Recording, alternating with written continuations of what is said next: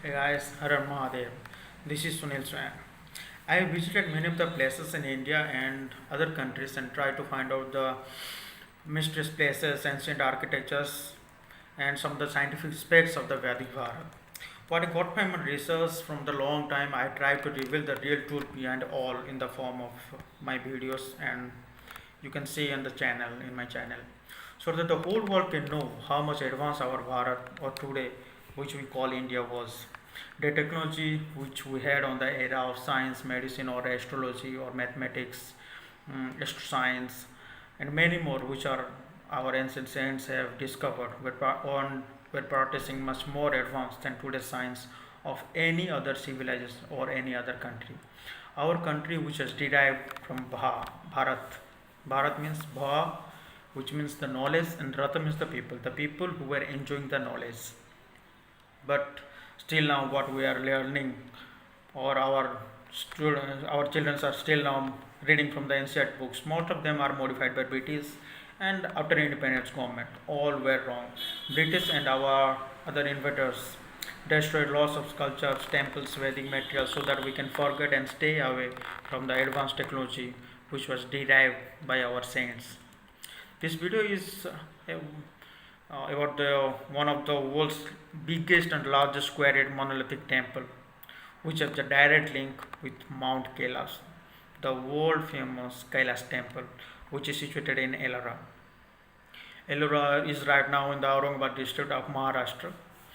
And why I told you that this is directly related to Kailash Temple, because the structure, which the way it has been made, uh, you can see from the layout diagram which I have shown you over here, the layout diagram and as well as the side view of the temple, it is as like the Kailash, Mount Kailash. And there is from the record we can find out that the Krishna Pratham of the Rashtrakuta Empire has made it around 8th century AD. And according to the Maharashtra people, they believe that there was a queen who was prayed to Lord Shiva, asking the god to cure her husband, and in return the queen would build a temple and devote it to him. And lastly, her husband recovered, and there was an architect named Kokasa, and was summoned to construct the temple by the queen. He was so concerned about the queen's first that he pledged to copy the structure within a week and kept the legends. Says that he kept his word. So the thing is, there is a two thing. I mean, according to Maharashtra people, the Kokasa had made it within a week, and from the record we can find out it was made by the King Prathama, Krishna Prathama, and it took around 18 years of time. The main thing is that if it was taken 18 years time or 1 week time, if you go through this video, you can find out it was very an impossible task if you are going to use the advanced technology which right now which we are using in this 20th era, in the 2021 right now going on. But it is very impossible to build such kind of thing, because this is a basalt stone. This was totally a basalt stone, and by using by chisels or any other things, it was very hard to make it. So let's discuss more on it. Now let's in the video I'm going to explain you all about this world famous Kailash temple, and who could have made this kind of amazing structure. By the end of this video, I hope you will be agree with me that our history is completely wrong, the history which we have read, and the temple was really built by a very advanced civilization, and that is in India, in our Bharat. What is so special about this temple? Let's see. This temple, the way it is not made by block, but an entire mountain was carved to create such huge structure. In the whole world, where the mountain was cut out from the top to create a structure, in all the other temples and caves, even in Ellora and the rest of the world, the rock was cut from the front and carved as they went along. The whole world was following a rock cutting technique which is called as cut in monolith, while the Kailash temple is the only one that has used the exact opposite technique, called cut out monolith. To see why this rock cutting technique is so different, let's take a look at this huge pillar. You can see in this pillar it is around 100 feet tall, and if a human being stands behind this or beside this the pillar, you can see how huge it is. It would take years of work carving accurately on the huge rock, but this pillar was carved by scooping out all the pieces of mountain around it. You can imagine the amount of rock which has been removed to create such pillar. Historians and archaeologists are confused how this sheer amount of rock that has been removed from this temple to make this such kind of structure. That it is confirmed that around 4 lakh tons of rock had to be scooped out, which would have taken years. So, centuries of human labor might have worked on this. The historians have no record of how and where this all the materials were gone. Think that it was built in 18 years. Let's do a simple math and see if historians could be right. I'm going to assume that people work every day for 18 years and for 12 hours straight with no break at all. I'm going to ignore rainy days, festivals, wartime. Assume that people work like robots, okay, and working restlessly, ceaselessly. I'm also going to ignore the time taken to create intricate carvings and complex engineering designs and planning, and just focus on the removal of rock only. Okay, so let's say if 4 lakh tons of rock were removed in 18 years, that means 22,222 rocks have to be removed in every year. Okay, this means that 60 tons of rock was removed every day, which gives us 5 tons of rock removed every hour. Okay, so I think we can all agree that that is not even possible today. To remove 5 tons of rock from a mountain every hour, not even with all the so-called advanced machines that we have right now at this time. So if it is not humanly possible, what it done by anyone else? Was this created with the help of extraterrestrial intelligence, or you can say supernatural power, or what? Now forget about creating such an extraordinary structure. Can human being at least destroy this? In fact, Aurangzeb, a Muslim king, employed thousands of workers to completely destroy this temple. In 1680, I mean, around thousands of people were worked for 3 years to destroy it, but they couldn't do that. And not only him, lots of the Mughals and as well as other Muslim invaders tried to break our lost structures, and destroying all those things, they have tried to make their own, as like you can see in the Tejo Mahalaya, which has been destroyed, and above that they have made the Taj Mahal, as like you can see the Vishnu temple, which has been demolished, and they made it as Qutub Minar, Vishnu Stamp, which we were used to say. But they realized that Aurangzeb tried a lot, and finally he realized that it is not completely destroyable, and finally he gave up the task, gave up it.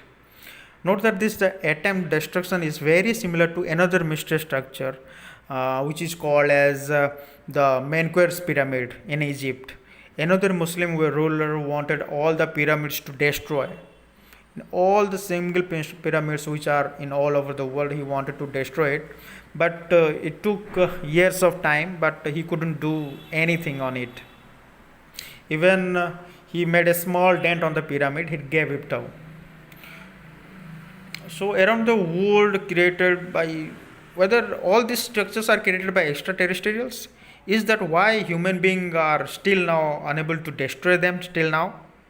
In fact, archaeologists agree that Kailash Temple was created before any other temple in the Ellora cave complex.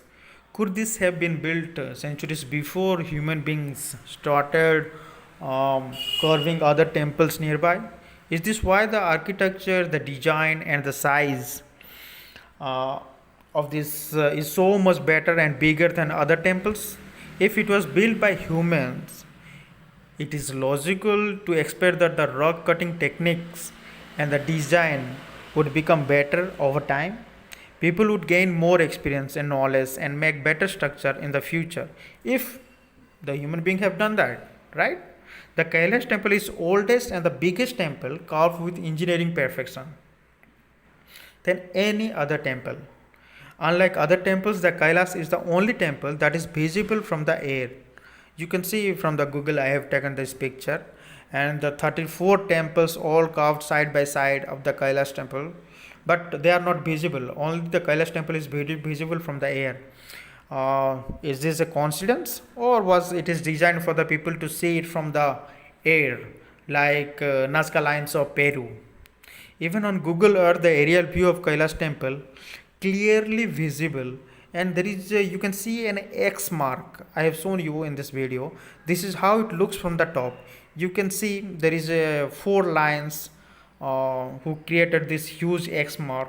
Was this created as a signal for extraterrestrial, or for that, so that they can spot it from the air?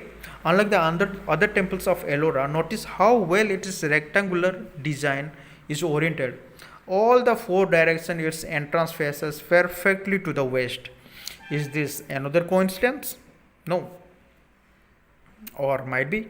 Unlike most other temples in Ellora, you can see there is a bridge that connects towards rainwater harvesting channels, and as well as the tunnels, the underground passages, secret peepholes that can show people walking in, and elaborate balconies also. You can see in the video I have shown you. It is very different areas and the complex stairways that connect multiple levels, and all of this had a to be planned accurately before they started carving the mountain. For example, you cannot carve these two structures separately and then decide to build a bridge later. You can see this bridge and to connect it later. The rocks or external rocks were used at all, and everything was cut perfectly uh, in a good diagram and a good way. Do you still believe that this was done by any other human being? People with limited mathematical or architectural knowledge? I hope we all can agree that Kailash temple was built by a much advanced civilization, whether it originated on earth or elsewhere. I'm finding a lot of mysterious places like this. So you can see not only in this Ellora, in all over the India you can find um, uh, such kind of architecture as well as the designs and mysterious places. Even you can find the Hindu temples and Hindu architectures in all over the world. I have been to Cambodia and Vietnam and Thailand and other places. Even you can see in USA also you can find the Hindu sculptures and uh, Hindu architectural designs. So like this, right now I am discovering more places and try to find out their design and architecture and the mysteries behind this. So this in Ellora, this is not the only temple. In all over the India, there are lots of temples.